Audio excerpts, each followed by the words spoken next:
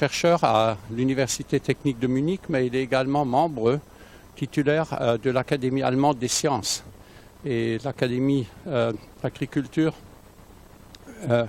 espère également par lui qu'il forme un pont d'avoir une coopération entre les deux académies. Donc c'est une des raisons également de le saluer ici comme partenaire de l'autre académie. Alors, Ok, Rainer Matisek donc va nous emmener dans la forêt, je pense. Oui. So, Charles, thank you very much for this kind introduction. Also, first of all, I have to apologize again that I'm not able to give my presentation in French. My working French is not good enough, but I'm working on this.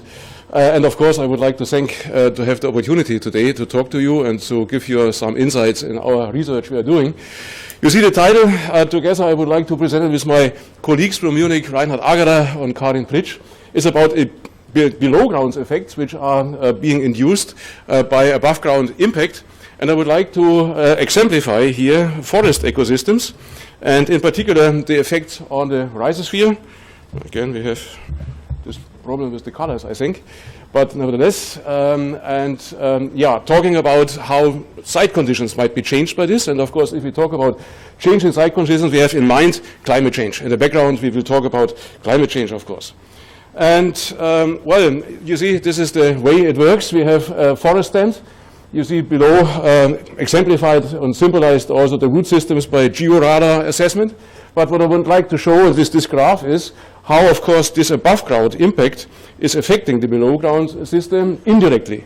So we talk about effects which are not working directly on the soil and the biota in the soil, but mediated through the plant, through plant metabolism and signaling and allocation, resource allocation within the plant. Well, soils, of course, I do not go into detail so much, but it's aware to us that there's a lot of carbon storage in the soils. It's very important, the storage, for carbon cycling globally and also for climate change aspects, the warming. And in particular, in the high latitudes we see we have a lot of carbon stored, 10 to 30 kilograms per meter squared in our soils. And if you take it all together, you also know it's a big amount of 2,300 gigatons of carbon. That's 4 times the carbon pool of the vegetation. You see the numbers for the vegetation shown here. And of course, it's 3 times the carbon pool of the atmosphere, which are some newer numbers here you see already. That's about we are talking about, and this is a very significant pool. And the question is, how stable is it if we have this impact on the above ground world? And you see also that we have, of course, this pathway, and this is exactly what we would like to talk about here. Well, you might be surprised now that you see that I'm changing to ozone, because you think ozone is an air pollutant, and of course it is the case. And just to make sure, I will not talk about the ozone in the stratosphere, but this so-called smog ozone. And I would give you proof that why nowadays we have to view ozone as a component, an intrinsic component of climate change, how it is interlinked. So it's not the classical air pollutant we are used to think of, but it's really a driving component of climate change, and hopefully the next graph can visualize this to some extent. You see, starting with what we know, that CO2 is being increasing. We have the warming, of course, and due in certain climate regions, we will have reduced cloudiness and therefore increased radiation. On the other hand, we have precursors of ozone formation, combustion processes from industries and traffic, but also very significantly worldwide forest burning. We should not overlook this amount of carbon being brought in here. And you see, if this is merging together, we have this ozone formation. And of course, we are feeding, and if you have here this release, we have to acknowledge also that forest burning is a significant factor. We even need to talk here about the global change phenomenon. It's not just something which is related to climate change, but also land use changes are being involved here with this ozone problem.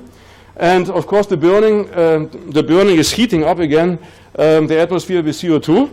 And ozone, of course, is also a climate effective gas. So we have also just the fact that ozone is being formed, a feedback to the warming situation. And of course, ozone is falling apart, as we know, into hydroxyl radicals. And they are interacting again with isoprenes and monoterpenes, sesquiterpenes, and so on. Again, feeding also the pools of precursors. And if you see this interaction network, then it's clear ozone is really intrinsically interlinked into all these components dealing with global change and with climate change. And ozone is a global phenomenon. You see, with the trajectory analysis, which has been possible since about 20, 25 years, we see that ozone is being distributed across continents, across hemispheres. An ozone event in New York is showing up 5 days later in Europe. And the ozone problem of Ireland is not an own problem, it's an imported one from the United States. And the situation is the same about in other continents. You see, you can make such calculations for Northern America, but also for Eastern Asia, as you see here, for Hong Kong. And therefore, it's a global phenomenon. Well, if we acknowledge this, the question is, how is ozone acting?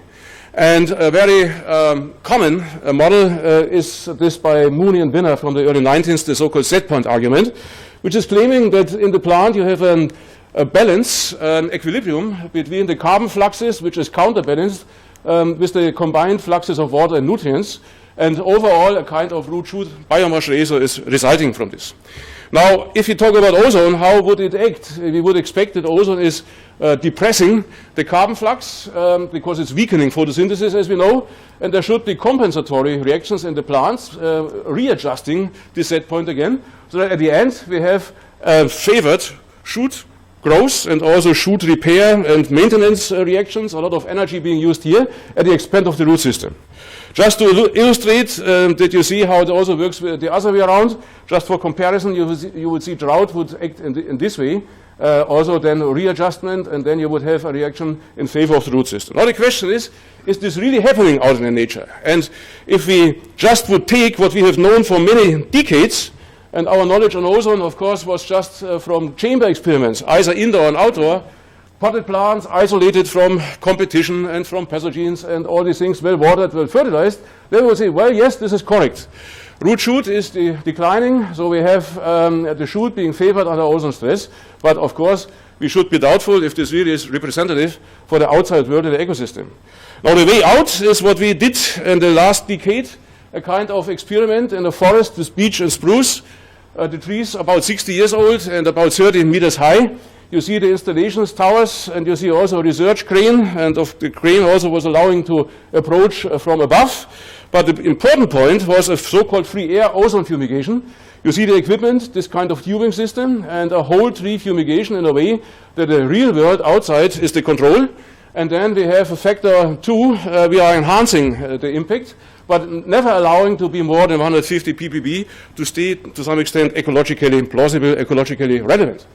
And if you do this, and we have done this for 8 years, we had lucky enough to get the funding to let it run over 8 years, then of course we saw symptoms, and we saw incipient ozone symptoms. Just the beginning. It's not the maximum you can get, and in the real nature it's just very weak, and in some years you don't even see any visual symptoms, but still you see changes in the metabolism.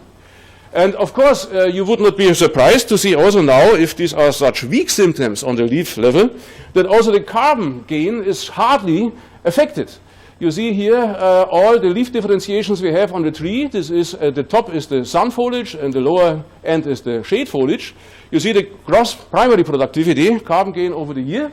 You see also the respiration. And you see in the early and in the late growing season, hardly any effect. If you would look into single months, you would see a maximum effect of 10% decline of ozone. It's not much.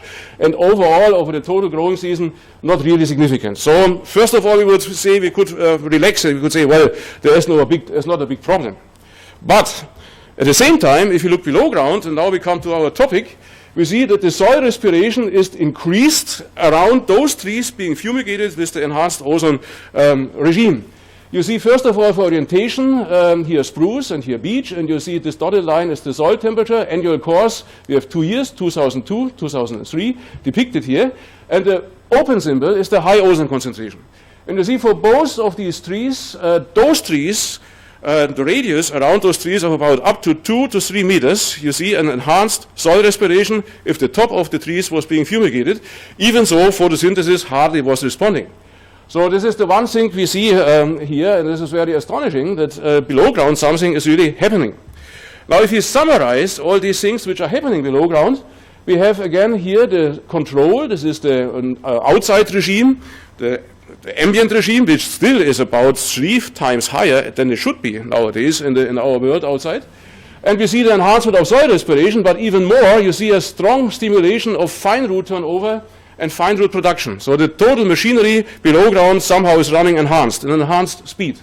And if you look in mycorrhization, we see the species richness is increasing, the number of ectomycorrhizal types is increasing, we have a higher sum of vital tips. You see some of those components of fungi are being depressed, but other ones are being favored.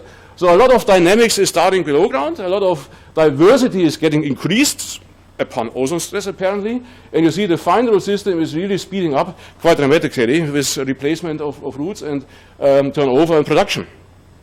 Well, what about when we talk about species richness and also types of mycorrhizal fungi? We have to be in mind, and here we come to the work of my colleague Reinhard Agerer, of those different types of mycorrhiza, ectomycorrhiza. We have long distance, medium distance, short distance, and contact types. And just to give an overview, we have quite a lot of fungi making this kind of mycorrhizae. Of course, here in these photographs, you see more the mantle, not so much the hyphae going out from this. But the next slide is showing you already a little bit more in detail what is really happening. And in particular, these findings are very pronounced in spruce. We see that the ozone effect, which indirectly is impacting below ground, as you remember, is changing the occurrence, the abundance of those medium type distance and also long distance type mycorrhizae towards contact type without almost no hyphae, or this short distance type. So there's a big change in the type of mycorrhization taking part below ground. And you have here some of two species shown. You see here Cortinarius species Sulius with medium and long distance, and Lactarius and Genea with the contact and short distance type respectively. So we see really, also if we go into detail and we are looking for the species being affected, there's something changing with the fungal abundances. This is what you can see here. And if we are asking what does it mean if we don't have those long-distance types so much anymore, then of course we need to conclude that it has something to do with competitiveness, not only for the mycorrhizae, but of course for the total tree. And of course, if you have these long-distance types, there's a long range of soil volume which can be explored, which can be exploited. But if you are losing this kind of fungi, then of course the relationship and also the proximity is getting closer. So the competitiveness is declining if this kind of fungi is being disappearing. Well, we have shown, and this is again work by Mr. Agerer, how many of these different ectomycorrhizae are being around of these trees. And just here to give you an overview, we have this different color. Each of these different colors is another fungus. And two we have selected here, Tylospora and Cortinarius once again, to show you from the investigations which have been done, also the boundaries you will get around these mantle parts in soil exploitation. So you have the one fungus here, and again, it's a pity that we can distinguish between the colors. Then you will see that we have this other one where it is competing with this total space around for the below ground resources. And if you are merging then, you would see, if you would have the colors here, you would see a very good overlap and a very intense exploitation of the ground. And this is just two of these fungi. There are much more, about 6 different colors you have here, which are impacted. So there's a dramatic, if this kind of exploitation is disappearing, there's a dramatic change in the overall below ground competitiveness between these different partners. And of course, there's a feedback, of course, back to the total tree. But if you talk about competition, it's not only the fungus and the mycorrhizae, it's also the bacteria, the soil bacteria we have in the ground. And these are photos, as you know, with the confocal laser microscopy.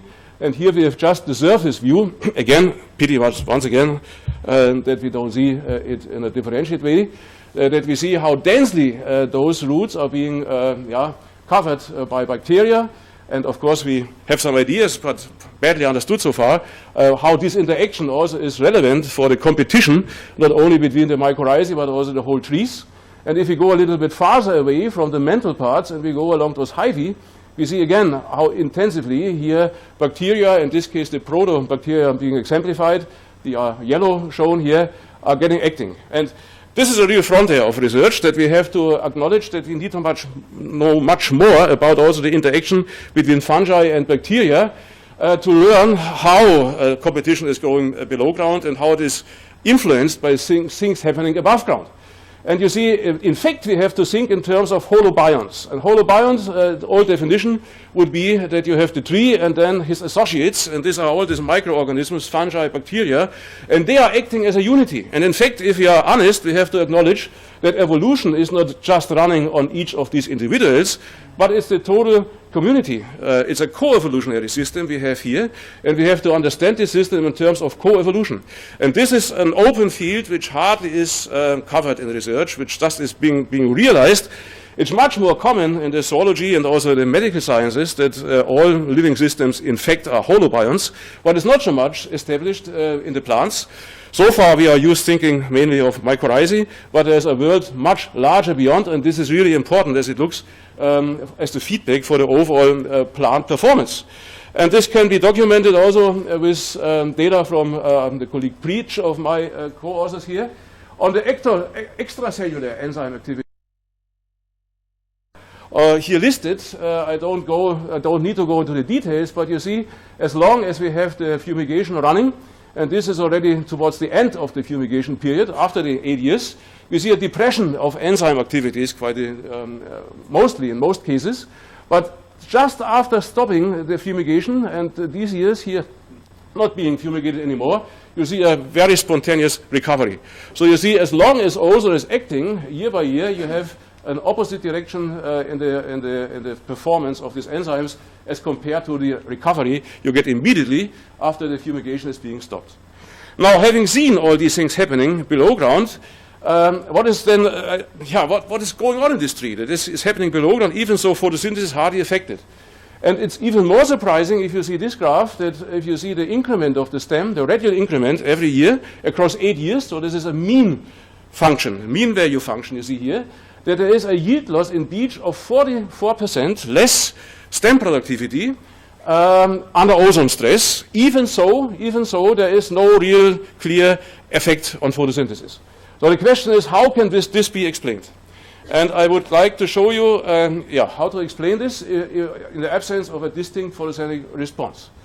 Well, we have a scheme, and I would like to guide you through this scheme. We start here, and we realize that the effect on photosynthesis is very minor and hardly can explain the loss of productivity in the stem, and also what we have seen, all these dynamics we have seen below ground. But in fact, we have to look into phytohormones. And our colleague David Henke from Cambridge in United States, in UK, was involved, and he was realizing that cytokinins were being destroyed upon uptake of ozone through stomata in the leaves. And this destruction was affecting that there's a drain all the time from the root system of cytokinins. They are still being produced here, but they cannot accumulate here. So they are transported upward with the xylem here to the leaves where they're destroyed, no backward transport. But for a root, if cytokinins cannot accumulate, this means stimulation of root growth.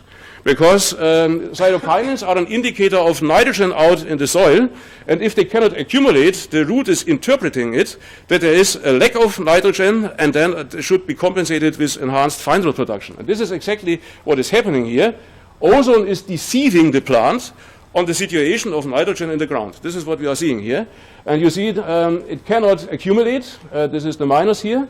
And then we don't get this depression of root growth anymore.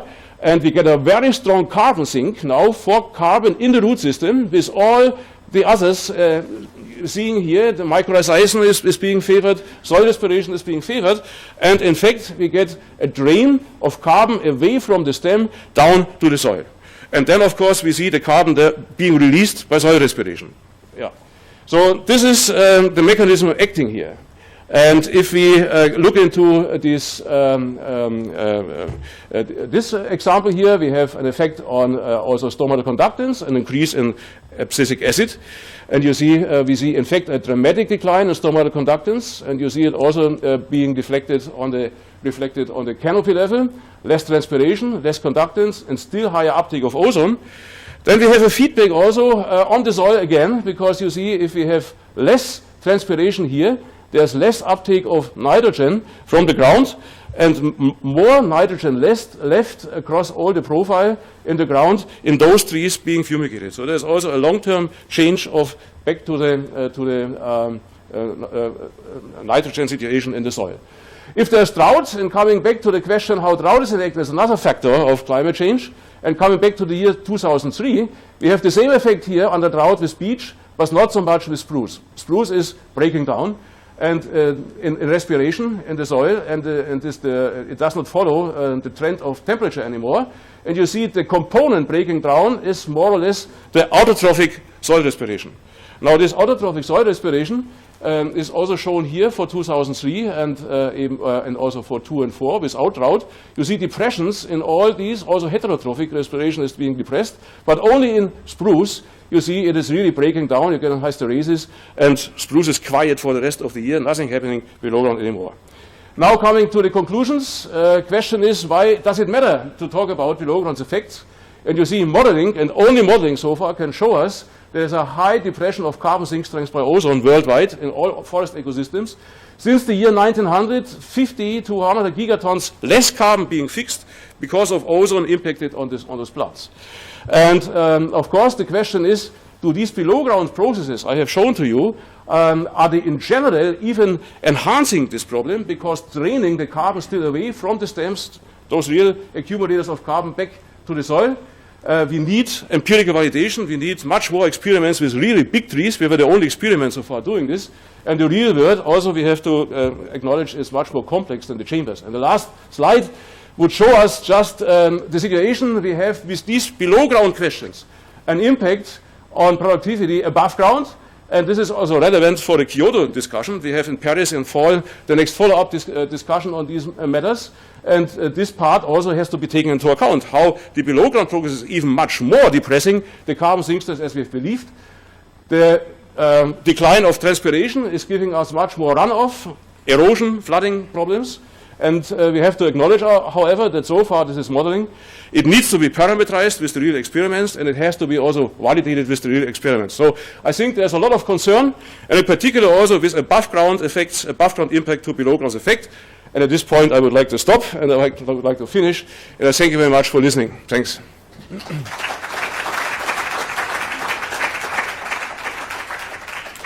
Oui, merci beaucoup Rainer pour cette entrevue dans le sol avec des effets indirects qui sont des effets anthropogènes sur l'ozone, et on va discuter un peu plus tard. Voilà, merci.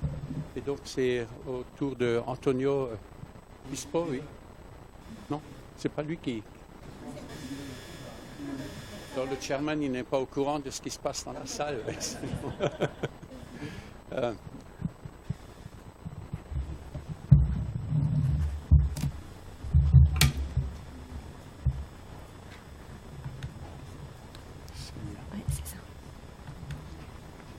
C'est Guénola.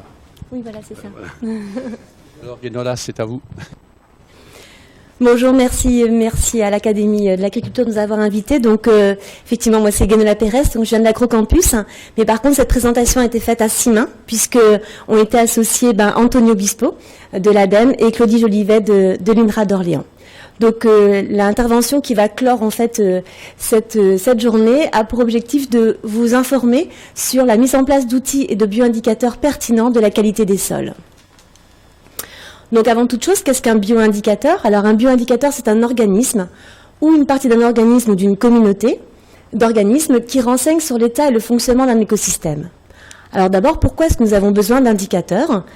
Une première raison pour laquelle nous avons besoin d'indicateurs, qu'ils soient d'ailleurs d'origine biologique ou pas, c'est d'abord pour surveiller les sols, pour avoir une connaissance sur l'état de nos sols, avoir un moyen aussi d'évaluer les niveaux de perturbation, de pollution de ces sols, et aussi d'évaluer les effets des pratiques, les modes de gestion, afin de pouvoir donner des outils d'orientation pour les pratiques agricoles.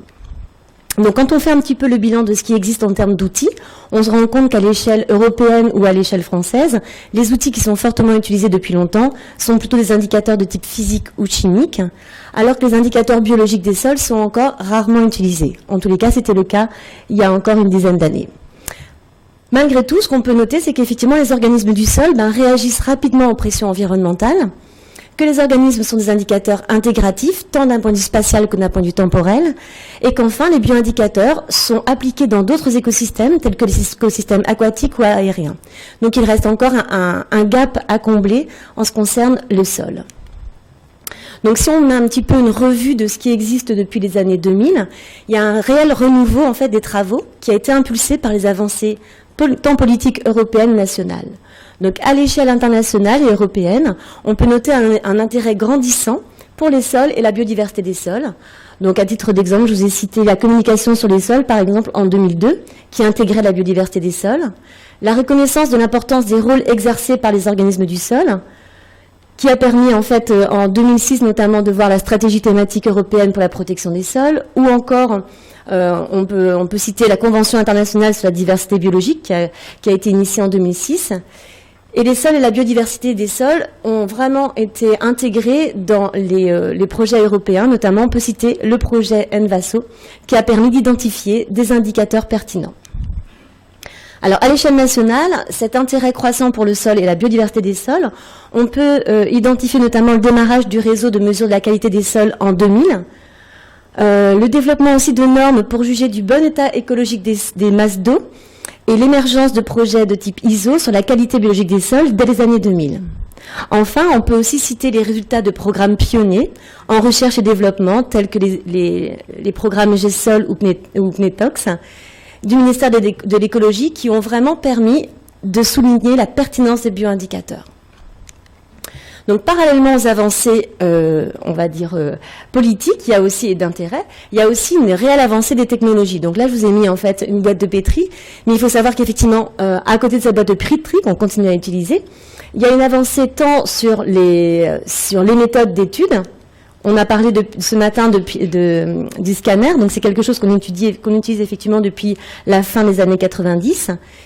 Et plus récemment, notamment grâce au programme pionnier GESOL, il y a un réel développement des méthodes d'extraction et de caractérisation de l'ADN microbien, qui de plus en plus est appliqué aussi à la faune du sol. Tout à l'heure, Claire a parlé des protozoaires, et effectivement, dans le cas des amphitrides, des nématodes et aussi des lombriciens, ou des colomboles, on commence à utiliser cette méthode. Donc on voit bien le parallèle entre un intérêt croissant, mais aussi des avancées technologiques. Alors, par rapport à tout ça, en fait, moi, je voudrais focaliser sur trois grands programmes, qui sont vraiment des programmes de recherche clés, qui ont permis d'améliorer, en fait, nos connaissances sur ces bioindicateurs. Donc, le premier programme dont je vais vous parler, c'est le programme ADEME, bioindicateur de la qualité des sols, qui a été mis en place en 2004, et dont les objectifs étaient d'acquérir des connaissances, de mettre en réseau et de renforcer l'expertise nationale, d'obtenir un retour d'expérience sur les bioindicateurs, de déterminer aussi la pertinence des bioindicateurs pour différentes applications, que ce soit la surveillance, dont j'ai parlé en introduction, l'évaluation des risques et la caractérisation de l'état biologique des sols. L'objectif aussi était de définir des batteries de bioindicateurs qui soient pertinents. Alors la pertinence, c'est quoi? C'est toujours orienté par rapport à un objectif. Ça peut être en termes de sensibilité. Un indicateur sera pertinent aussi en termes de reproductibilité et puis de transférabilité. Et enfin, l'objectif était aussi de développer des valeurs de référence, calibrer les réponses biologiques dans différents contextes. Deux autres programmes aussi ont vraiment fait avancer nos connaissances sur les organismes du sol et ce rôle de bioindicateur. C'était les programmes qui étaient basés sur le réseau de mesure de la qualité des sols, qui avaient pour objectif de tester la faisabilité des indicateurs, des bioindicateurs sur un réseau national, et puis d'accroître les références et les conditions testées. Donc, en ce qui concerne le programme bioindicateur, ce programme, en fait, de bioindicateur de la qualité des sols a permis de tester un grand nombre de paramètres biologiques. Vous voyez, il y a 47 indicateurs biologiques qui ont été testés, donc allant des indicateurs microbiens jusqu'aux indicateurs avec des paramètres de quantité, d'activité, de structure génétique. Donc, vous voyez, on a englobé quasiment toute la biodiversité qui pouvait exister dans les sols. Ces bioindicateurs ont été testés sur 13 sites ateliers qui comprenaient en fait 47 situations différentes, en site agricole, en site forestier, en site contaminé. Évidemment, ça a généré un grand nombre de données qui ont été analysées, d'abord qui ont été mis en base de données et qui ont été analysées conjointement pour in fine proposer des indicateurs et des référentiels. Donc, vous imaginez bien que avoir des compétences sur l'ensemble de ces organismes, ça requiert l'association de grand nombre de personnes. Et comme vous pouvez le constater ici, il y avait plus de 70 partenaires qui ont été impliqués dans ce programme, ce qui correspond à 22 structures de recherche qui ont été impliquées. Donc globalement, ça couvre quasiment tous les spécialistes en fait des organismes du sol. Alors je vais vous présenter deux résultats majeurs. Le premier, c'est les valeurs de référence. Alors, ça, les valeurs de référence ont été obtenues pour l'ensemble des paramètres dont je vous ai parlé, donc les 47 indicateurs. Là, je vous montre juste un exemple qui a été obtenu sur les communautés de vers de terre. Donc, vous avez ici les 47 sites qui ont été analysés, avec des gammes de variations pour chacun de ces sites, donc en milieu agricole, en friche industrielle. Et l'idée, donc, c'est vraiment de pouvoir implémenter une base de données. Et derrière, la seconde étape, c'est de pouvoir caler ou positionner en fait ces valeurs obtenues par rapport à des gammes de référence qui seraient ici, qui correspondraient à un bon état biologique des sols. Donc cette valeur de référence correspondait à un bon état biologique des sols. C'est quelque chose qui continue à évoluer en fonction des acquisitions des acquisitions dans d'autres programmes de recherche. Excusez-moi. Autre résultat important, c'est le souci que nous avions de montrer la complémentarité entre du biologique, les indicateurs biologiques et les indicateurs chimiques. Parce que je vous rappelle que l'objectif n'était pas du tout de montrer que les indicateurs biologiques étaient meilleurs qu'autre chose, c'était vraiment de montrer cette complémentarité.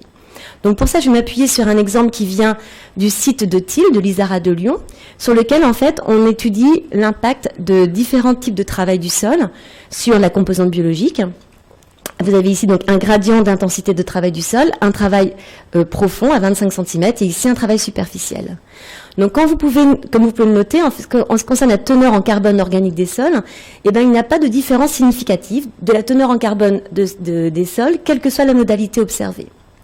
Donc qu'en est-il maintenant quand on s'intéresse à des outils biologiques ?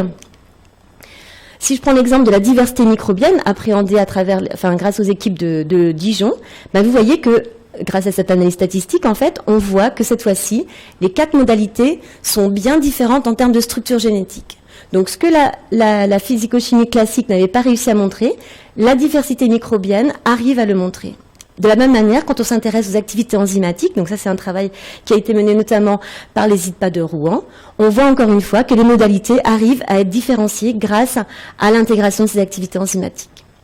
Et enfin, quand on s'intéresse à des organismes de plus grande taille, donc les nématodes, de la même manière, vous voyez qu'en fait, les indices qui caractérisent la diversité fonctionnelle de ces communautés de nématodes sont fortement différenciés en fonction des situations.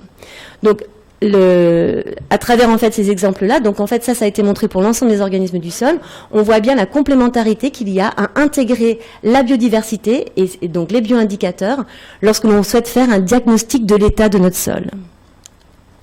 Alors, en synthèse, correspondant à ce programme bioindicateur, si on fait une sélection d'indicateurs en fonction des besoins, ce qu'on peut noter, c'est que si on s'intéresse à la gestion de la matière organique, si on doit utiliser des bioindicateurs microbiens, ce qui apparaît le plus pertinent, c'est les paramètres d'abondance, la biomasse bactérienne et fongique, la diversité des communautés à travers des outils tels que les PLFA, le pyroséquençage, des mesures d'activité, notamment la minéralisation du carbone et de l'azote, ou encore des mesures d'ergostérol. Quand on veut utiliser des outils plutôt de type faune, on va avoir intérêt à utiliser l'abondance des lombriciens ou la diversité fonctionnelle des nématodes. Si on s'intéresse maintenant à mettre en évidence l'effet des différentes pratiques agricoles, que ce soit le labour, les systèmes de culture ou encore les rotations, dont on a beaucoup parlé en fait cet après-midi, encore une fois dans la microbiologie, alors je vous ai mis en vert uniquement ce qui différenciait du reste, par rapport à ce que je vous ai évoqué tout à l'heure. En ce qui concerne la microbiologie, on voit que les activités enzymatiques liées au cycle du soufre, de l'azote et du phosphore vont être pertinents. En ce qui concerne la faune, la diversité fonctionnelle des lombriciens, cette fois-ci, donc plus l'abondance, mais surtout la diversité fonctionnelle, c'est-à-dire les différentes catégories écologiques, vont être des indicateurs pertinents, ainsi que la diversité des collemboles, surtout en arboriculture. En ce qui concerne les sols forestiers maintenant, donc là on avait peu, ce sont vraiment les premiers éléments parce qu'on avait très peu de sites expérimentaux. Mais en ce qui concerne la microbiologie, donc toujours les abondances et les diversités microbiennes, et les activités de type lacase, lipase et galactosidase apparaissent être vraiment pertinents. Et en ce qui concerne la faune, la diversité des collemboles et des acariens et un indicateur de type IBQS semble aussi intéressant. Enfin, en ce qui concerne la surveillance, donc dès lors qu'on veut surveiller la qualité de nos sols, et vous voyez que ce que j'ai cité au préalable s'avère être encore pertinent, donc l'abondance bactérienne et fongique, la diversité, les nématodes, les vers de terre et de manière optionnelle les collemboles et les acariens, notamment contenant le système forestier. Donc ça, c'est vraiment les résultats synthétiques qui sont sortis de ce premier programme de recherche. Qu'en est-il maintenant des programmes de recherche qui se basent sur le RMQS. Donc le RMQS, le réseau de mesure de la qualité des sols, qui a été piloté par l'INRA d'Orléans. Je vous rappelle, pour ceux qui ne le savent pas, c'est un réseau en fait qui est organisé par un maillage en fait qui couvre l'ensemble du territoire français, qui fait un maillage de 16 km sur 16 km, avec 2200 sites. Ces sols, du coup, vont être représentatifs des sols français et de leurs usages et sont rééchantillonnés régulièrement. Donc là-dessus, en fait, il y a eu 2 programmes de recherche majeurs concernant la biodiversité. Le tout premier, c'est un programme qui s'appelle ECOMIC RMQS, dont les objectifs étaient d'étudier l'abondance et la diversité microbienne à l'échelle nationale. Donc on avait bien, enfin, ces personnes avaient bien l'ambition de couvrir l'ensemble du territoire national, et puis de voir aussi si ces outils étaient applicables justement à une échelle aussi conséquente. Il s'est avéré que ça a été possible. Donc, au même titre qu'on peut faire des analyses physico-chimiques classiques, il est possible aussi de rendre compte, en fait, de la diversité microbienne ou là, de la quantité d'ADN dans les sols à l'échelle du territoire français. Il a été possible de rendre compte aussi de cette diversité, de la mettre en parallèle avec les occupations ou la texture. Donc, ce premier travail a mis en évidence qu'effectivement, les outils biologiques étaient aussi capables, enfin, pouvaient être aussi mis en œuvre au même titre que la physico-chimie. Alors, qu'en est-il maintenant si on veut étudier l'ensemble de la biodiversité des sols? Ça, c'est un programme qui a été mis en œuvre uniquement à l'échelle du territoire breton. Donc, l'objectif, cette fois-ci, c'était d'étudier l'ensemble de la biodiversité des sols et de voir si c'était possible aussi à mettre en œuvre sur le réseau. Donc là, c'est une grande diversité taxonomique a été étudiée et ça a permis d'obtenir quoi? À titre d'exemple, notamment des cartes de distribution des richesses taxonomiques des collemboles sur l'ensemble du territoire breton, ou encore des abondances lombriciennes sur les 13 taxons qui ont été recensés, donc des vers de terre, ou encore des valeurs de référence donnant des valeurs minimales, des valeurs maximales, le premier ou le troisième quartile, dès lors qu'on se trouve sous culture ou sous prairie. Donc vous voyez, à travers ces deux programmes de recherche, on a pu mettre en évidence le fait que la biologie pouvait être mise en place à l'échelle du territoire national, et quand on s'intéressait à l'ensemble des organismes du sol, ça pouvait être aussi mis en place à l'échelle d'un territoire, même si effectivement cette diversité est complexe. Alors, bilan de ces programmes, que ce soit bioindicateur ou les 2 programmes RMQS Biodiv et ECOMIC dont je vous ai parlé, déjà de nombreuses communications et publications scientifiques, des normes internationales ont été publiées, que ce soit en ce qui concerne la stratégie d'échantillonnage, l'échantillonnage ou les analyses.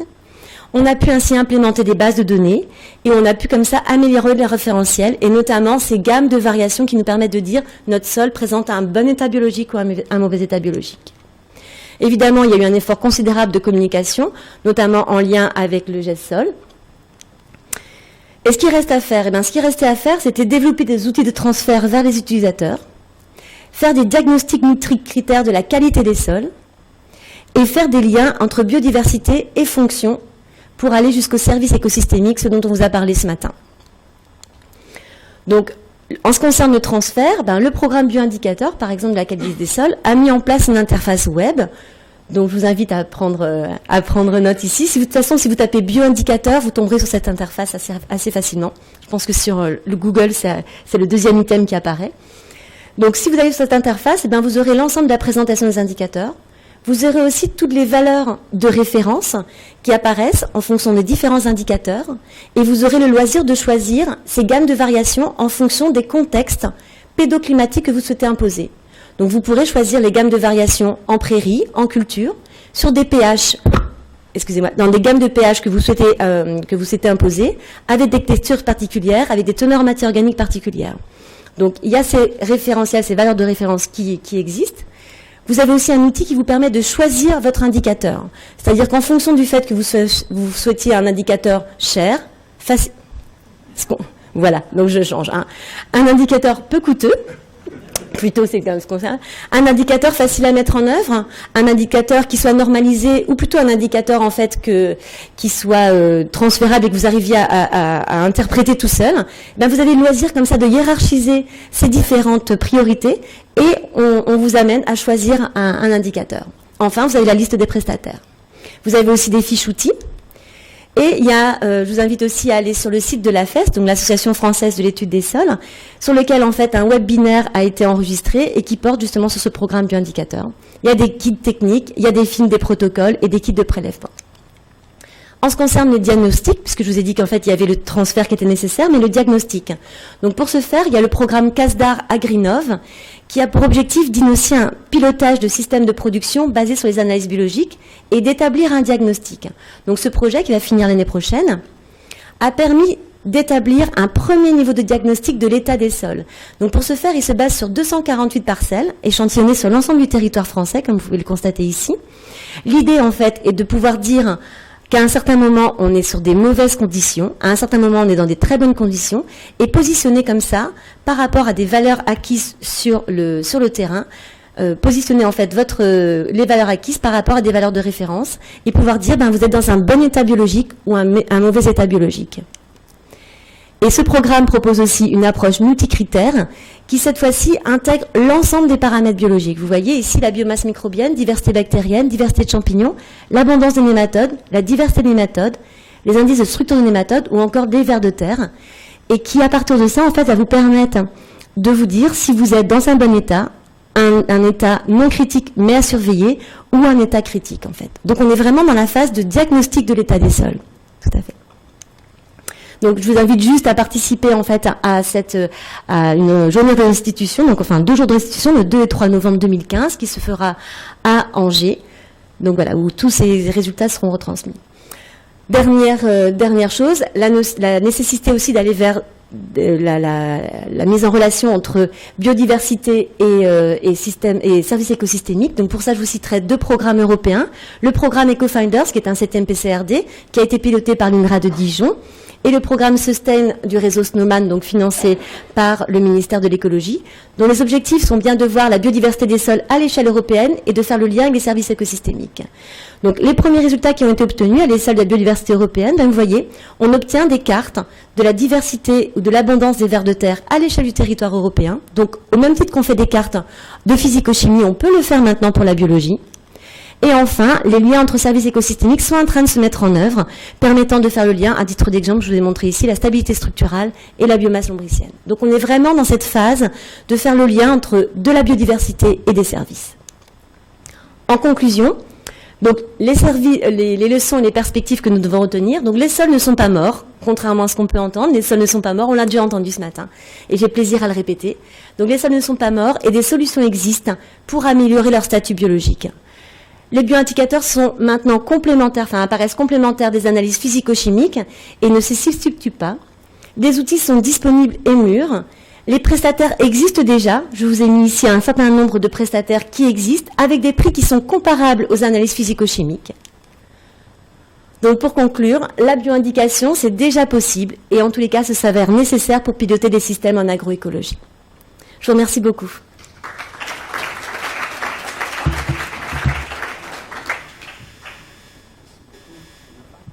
Nous pouvons passer donc à vos questions et je prie Rainer et Guinola de prendre place. Et peut-être aussi Claudie et puis et Antonio. Si Antonio il a envie de venir. Alors un retraité INRA.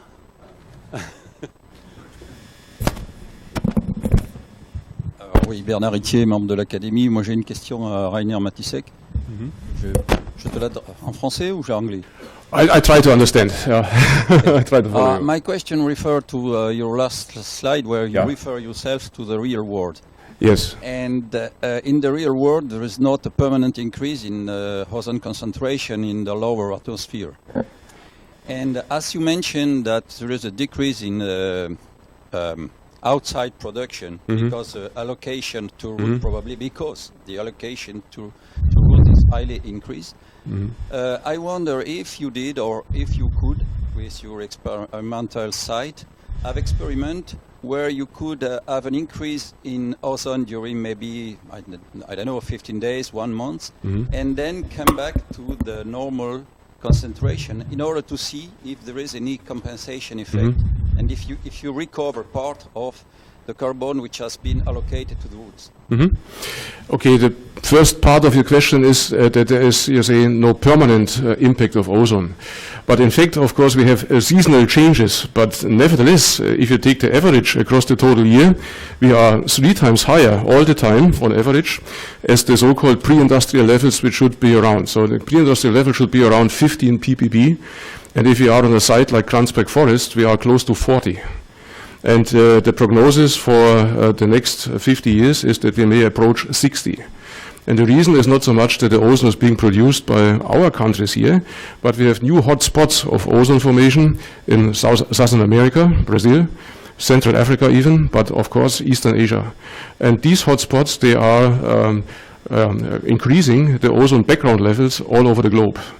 So this means with this trajectory, these long distance calculations I have shown, with the ozone being distributed around the globe, showing that from these sources you have the ozone practically everywhere.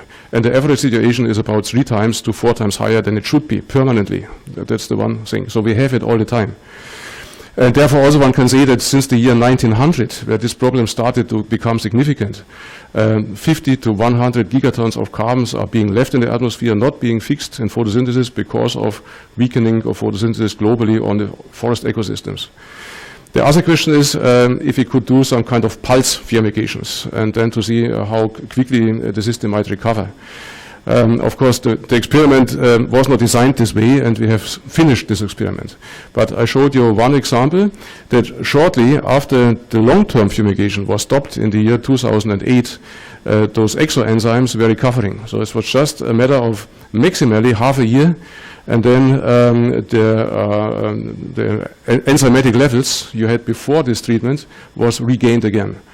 So I'm not sure if I have answered this question you have posed to me. So we didn't do it with short pulses, but at least we could say if the long-term treatment was stopped, there was a recovery.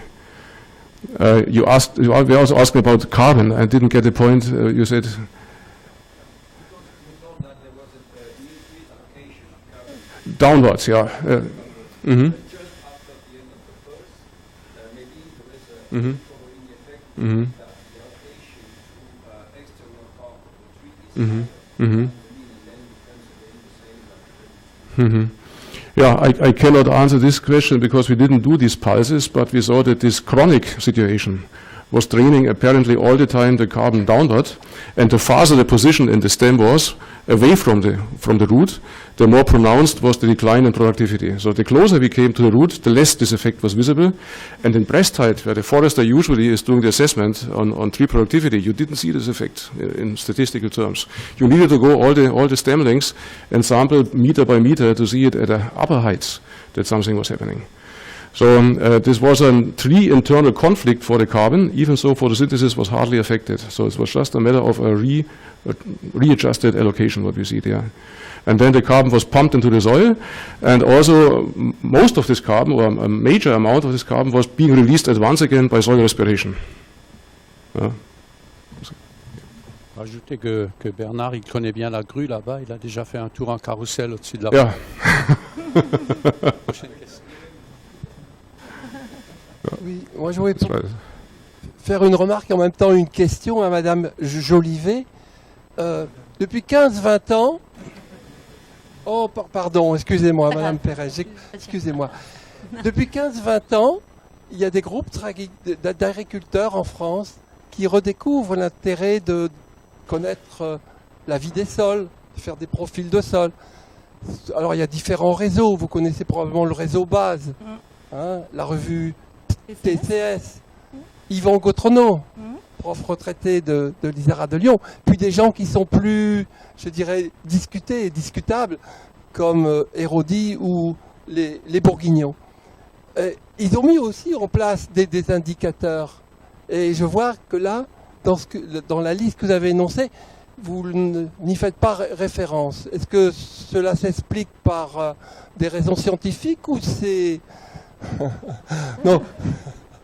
Non, bon, on peut pas mettre Yvan Gautrenaud, qui est très rigoureux et que j'ai beaucoup apprécié sur le plan de la connaissance des sols, dans le même sac que Monsieur Bourguignon. Hein. Alors, pour le coup, en fait, Monsieur Gautrenaud, donc, était l'ISARA de Lyon, et vous voyez que j'ai cité l'ISARA de Lyon, puisque c'était...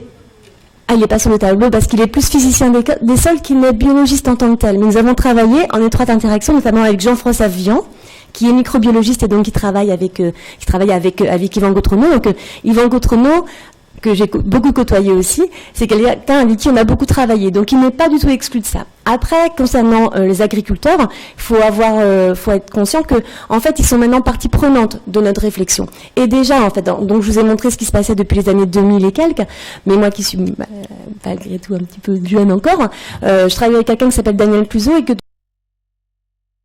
travaille en système viticole et a comme ça mobilisé en fait des dispositifs qui existaient, qui étaient suivis par le CIVC ou en fait des viticulteurs et qui a mis aussi en point des indicateurs. Donc je suis pas là du tout pour dire qu'il y a des indicateurs ou qu'il y a des gens qui ne font rien. Alors après, si on parle d'Iverodi, pour le coup, Iverodi n'intègre pas non plus d'indicateurs vraiment biologiques. Il intègre plutôt en fait des indicateurs de fonctionnement de la matière organique. C'est plutôt des choses comme ça, mais pas trop des indicateurs vraiment biologiques en tant que tels. Pour connaître la méthode Erodi, pour avoir été formé sur la méthode Erodi.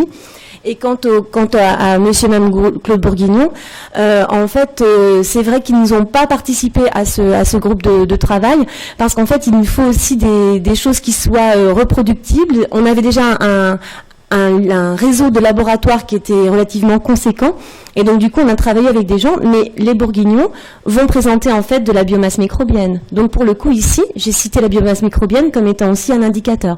C'est exactement aussi le cas d'autres laboratoires qui existent à l'échelle du territoire national, qui ne sont pas systématiquement tous listés, mais là, en aucun cas, ça a mis de côté ces indicateurs. Et enfin, je voudrais juste citer le réseau base, parce que moi, je travaille beaucoup aussi avec les gens qui sont en réduction de travail du sol. Je donne beaucoup de formations aux agriculteurs, ce qui est le cas aussi de beaucoup de gens qui sont maîtres de conférences ou qui sont de l'université ou de l'INRA ou des écoles d'agronomie. On intervient de manière très très importante auprès des agriculteurs pour les former. Et il y a des gens dans la salle qui ont déjà d'ailleurs suivi mes formations, par exemple. Donc, on est très proche quand même des agriculteurs et on tire bénéfice des réseaux dont qu'ils ont mis en place. Donc il y a une très très forte interaction qui existe. Et je publie dans TCS. Donc vous voyez, voilà, si vous regardez, si vous tapez mon nom, vous verrez des publications dans TCS. Juste un complément, une des idées de l'ADEME quand on a lancé le programme, c'était aussi d'avoir des outils qui soient transférables au laboratoire et donc des outils normalisés. Il ne faut pas que du coup qu'il y ait, on va dire, une seule structure qui s'approprie l'analyse biologique. À partir du moment où la norme existe, je dirais que n'importe quel laboratoire qui a envie de se lancer peut développer une activité. Et l'idée, c'est pas d'avoir un marché captif où il y a une cellule, deux cellules qui développent leurs outils, qui ont leur propre référentiel. C'était pas l'idée. L'idée, c'était vraiment que ces outils aillent vers de la normalisation et puissent être utilisés après par d'autres et que d'autres laboratoires puissent se les approprier. Donc, voilà. Et que du coup, le coût devienne plus accessible, effectivement. Encore deux questions. Donc, un Bernard qui connaît également la... Oui. Bernard Saugier, c'est la présentation de Rainer Matisek qui m'a suscité une question.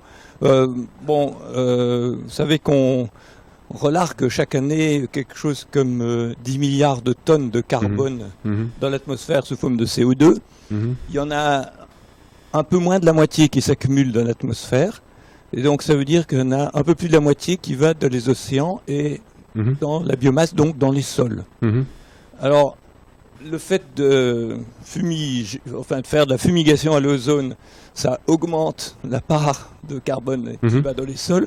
Maintenant, un programme qui recommanderait de répandre de l'ozone serait peut-être mal vu de nos concitoyens et on comprend.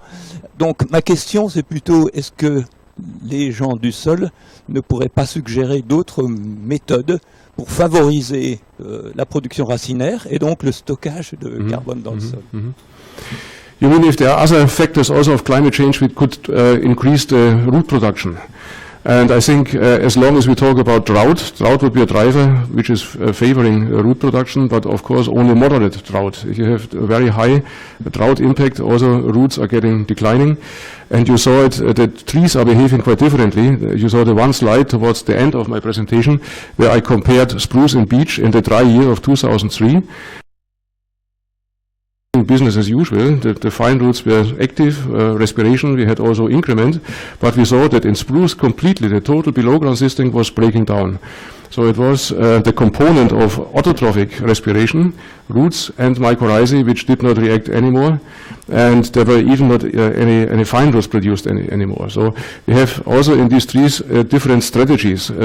Some trees, one group you could say, hydraulically would say, they have a sit and wait strategy. They just closing down, and there is some statistical experience in the genetics being stored that after a while drought is over and then they recover. And if this drought is taking too long, then they are declining. And spruce is belonging to this type. So they're shutting down, making a dormancy, and then there's no root activity anymore. And such trees under drought would behave completely different, like for example beech, which is going on as long as possible. And if beech is breaking down, then due to hydraulic failure, then it's embolism, things like this. So the real factor under climate change which is driving root growth might be drought, but depending on the species, some very sensitive, closing down very early, and also the intensity of drought is important. If it's moderate drought, usually you have a high stimulation of fine root growth, mycorrhization, things like this. If you have severe drought, long-lasting drought, then nothing happens, and they are just closing down. Thank you. Voilà. Encore une question au fond de la salle. C'est plutôt un commentaire en fait à propos de la dernière présentation de Guénolé. D'abord, en général, j'ai vraiment beaucoup de difficultés avec le concept de qualité des sols quand il ne fait pas référence à des fonctions ou à des services bien précis, si on veut. Une qualité des sols dans l'abstrait, dans mon sens, ça n'a absolument aucune signification. Et ça a été dit par bien d'autres gens ici en France d'ailleurs. Alors, le commentaire que je voudrais faire, c'est à propos d'une relation précise entre la biodiversité des sols et les services écosystémiques. Alors, si on fait bien attention à la littérature, on s'en rendra compte qu'à l'heure actuelle, il n'y a aucune relation quantitative entre les deux, pour la simple raison, c'est qu'on n'a toujours pas mesuré de façon précise le moindre service écosystémique des sols. Tant qu'on ne les aura pas mesurés, on ne peut pas dire qu'il y a une relation entre les deux. Alors, je me permets en plus de rajouter là-dessus que, effectivement, tout à l'heure, on a vu la complexité. En fait, nous, ce qu'on essaie de voir, c'est effectivement s'il peut y avoir un lien entre, typiquement, de la structuration des sols, entre des sortes de cause à effet. Mais de toute façon, on sait bien que tout ça, c'est des très très fortes interactions et que c'est très très difficile de faire des liens. Donc moi, ce que je vous ai montré là, c'était vraiment oser, notamment, de faire un lien entre deux paramètres. Pour moi, ça c'est quelque chose qui n'est pas du tout réaliste. Je pense qu'en fait, en recherche, on avance pas à pas, et plus ça va, plus on augmente la complexité de notre système. Mais je suis complètement d'accord sur le fait que de toute façon, il faut d'abord mesurer les services écosystémiques. Alors après, on va être sur de la régulation hydrique, par exemple, on va être sur de la qualité d'eau. Alors on essaye de voir si effectivement il y a un lien. Ce matin, on a parlé de rendement, par exemple. Donc ça, c'est effectivement un service qu'on peut plus ou moins bien borner.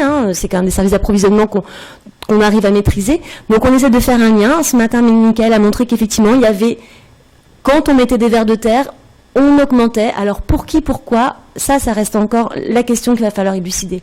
Mais après, on peut constater quand même qu'effectivement, il y a certains liens entre une certaine biodiversité et puis certains services écosystémiques. Et je pense que celui d'approvisionnement fait partie de celui qu'on maîtrise un peu le mieux.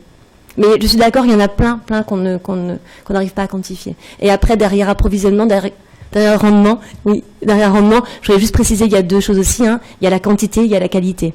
Effectivement, il faut aussi avoir tout ça en tête. D'où la complexité. Et merci pour l'enseignement. Bon, c'est une discussion qui va continuer naturellement parce qu'il y a encore beaucoup de notions à préciser, quoi. Et si on arrive dans le monétaire, ça va être difficile, oui, qui va payer. Okay. Merci aux deux orateurs, merci à vous de participer à la discussion et nous arrivons donc au point final de cette rencontre.